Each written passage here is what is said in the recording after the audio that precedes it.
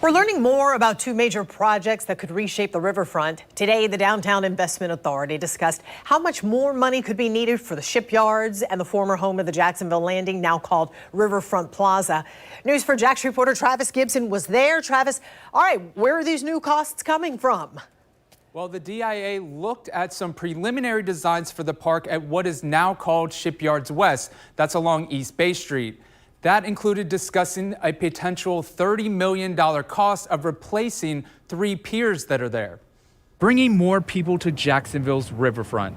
That's one of the main goals of the Downtown Investment Authority. The DIA board went through several proposed projects on both sides of the river during a workshop today. Here's a look at the proposed park at the Shipyards West, across from Maxwell House. The preliminary design has plans for a food hall along Bay Street, a boardwalk, and green space. Right now, the design has 3 piers, one where the USS Orlick Museum would dock, one for fishing, and one for kayak and paddleboard rentals.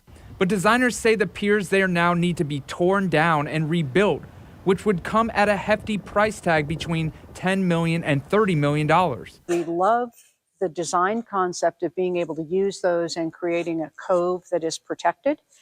However, that's going to be a budget challenge. So that probably becomes a subsequent phase, and maybe there are some design techniques that can reduce the costs that we need to look at. The board seemed hesitant to spend that much DIA money, but said it could become a city project. They all agreed to move forward with the design, but also look at alternatives, like potentially fewer piers. One of the Northbank proposals the board did like was the idea of adding a $2 million speaker and video system to Riverfront Plaza, the former home of the Landing.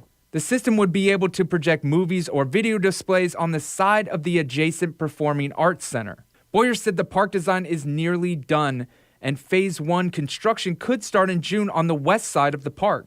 That would include the playground, that would include a big festival lawn area, and part of the conversation today was that there is also a future development restaurant pad there, and how we wanted to proceed with architectural, at least concept drawings of what that would look like.